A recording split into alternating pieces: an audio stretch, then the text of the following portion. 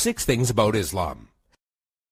In the words of Swiss journalist and author Dr. Roger de Pasquier, the West, whether Christian or de-Christianized, has never really known Islam. Ever since they watched it appear on the world stage, Christians never ceased to insult and slander it in order to find justification for waging war on it.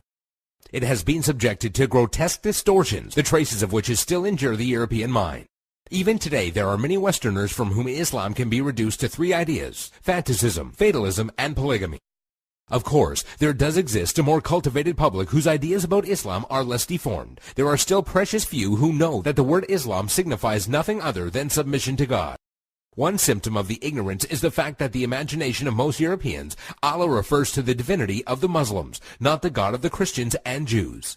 They are all surprised to hear, when one takes the trouble to explain things to them, that Allah means God, and that even Arab Christians know him by no other name. 6. Muslims and Jesus. Misconception: Muslims hate Jesus. There are many similarities between the historical reference of Christianity and Islam. Many people are amazed to find out that according to Muslim belief, Jesus is one of the greatest messengers of God. One cannot be a Muslim without believing the virgin birth and the many miracles of Jesus Christ. Jesus is also mentioned in many verses of the Quran and is often used as an example of good virtue and character. However, the main difference between Christianity and Islam is that the Muslims do not believe that Jesus was God. 5. Islamic Jihad. Misconception: Jihad means to fight for the sake of God. The true Arabic meaning of the word jihad is struggle. However, in Islam, it is often used to describe the striving in the way of God.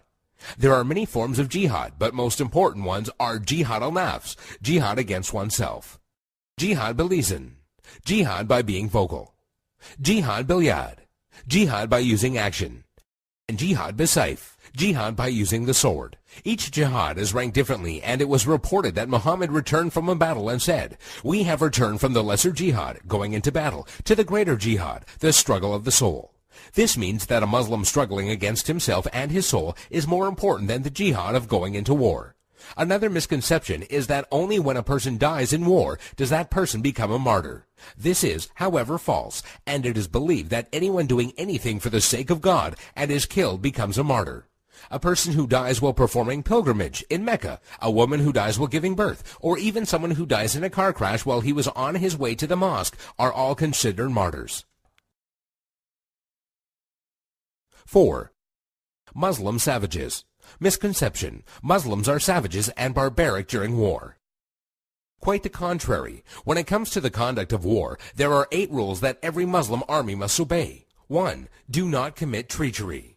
2. Do not deviate from the right path. 3. Do not mutilate dead bodies. 4. Do not kill children. 5. Do not kill women. 6. Do not kill aged men. 7. Do not harm or burn trees. 8. Do not destroy buildings.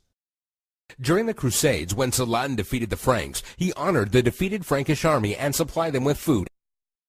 And during the Third Crusade, when Saladin's enemy King Richard fell sick, Saladin sent him a gift of fruits and horses. 3. Women's rights. Misconception: Women have no rights. The image of a woman wearing a veil from head to toe, a woman who gets unfair justice, or a woman who is not allowed to drive is an all too familiar notion when it comes to women treatment in Islam. And while there are Muslim countries in the world that do implement many harsh rulings against women, this should not be portrayed as Islamic law. Many of these countries have cultural differences that go against the teachings of Islam. It should be noted that during pre-Islam Arabia, women were used for fornication only and had no independence. The birth of a daughter in a family was considered humiliating, and the practice of female infanticide was uncontrolled. When Islam came back to being, verses in the Quran condemned the practice of female infanticide. Islam gave back many human rights to the women, and Muhammad was even reported saying that women are the twin halves of men. A Muslim woman is allowed to reject and accept any suitor for marriage and has the right to seek divorce. There is nothing in Islam that forbids a Muslim woman from exiting her house and is allowed to drive. Also, in regards to education, a woman is obligated to seek knowledge, and it is considered a sin if she refuses. 2.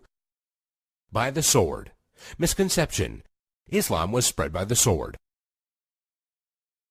Historian Delasio Leary states, history makes it clear, however, that the legend of fanatical Muslims sweeping through the world and forcing Islam at the point of the sword upon conquered races is one of the most fantastically absurd myths that historians have ever repeated.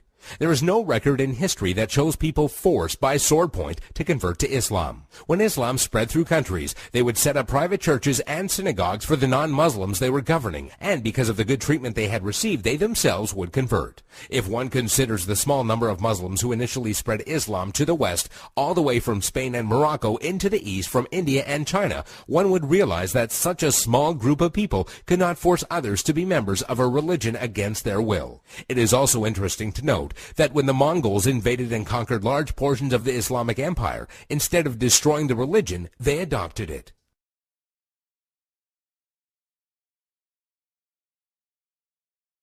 One. Islamic terrorism. Misconception: Muslims are terrorists.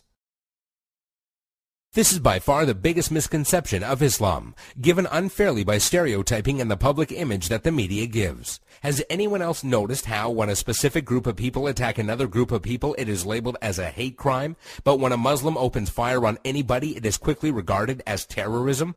Many political dictators and officials or extremist groups use the name of Islam as a strategy to garner followers and attention when many of their practices go against the true basis of Islam.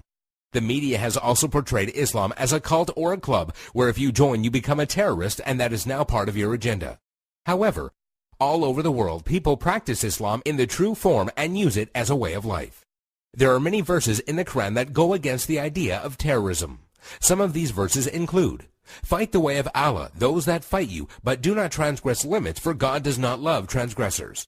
This basically means do not fight except in self-defense, and even in doing so, do not go beyond defense. Another verse states, "If they seek peace, then you seek peace," which means do not attack people for no reason or kill innocent people. There is nowhere in Islam, whether it be in the Quran or the teachings of Muhammad, that promotes the killing of innocent people.